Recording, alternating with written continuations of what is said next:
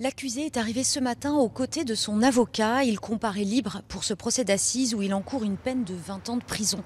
Après le rappel des faits, à savoir des dizaines d'agressions sexuelles sur plusieurs enfants du club de hockey, Vincent Leroyer a pu s'exprimer et il reconnaît la plupart des faits, des attouchements, des masturbations, voire des fellations, mais il nie les faits de viol sur une des victimes.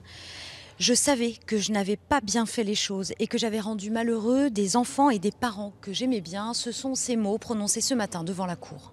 Ce n'est pas suffisant parce que ça participe grandement à la reconnaissance des faits, comme ça vient d'être dit par les psychologues, experts. Ça participe grandement à la reconstruction des parties civiles, des victimes. Donc ça passe par là aussi. Vincent Leroyer a également évoqué sa propre enfance au Havre, dans les années 60, au sein d'une famille nombreuse, peu aimante, avec une mère brutale. Collégien, il brillera grâce à la natation, ce qui l'emmènera jusqu'au club des Vikings à Rouen, entraîné par Guy Boissière. Ses exploits nationaux, il ne les mettra jamais en valeur au plus haut niveau. Il sera blessé avant les championnats de Berlin et les JO de Moscou. À cette époque, son physique le complexe, la taille de son pénis notamment.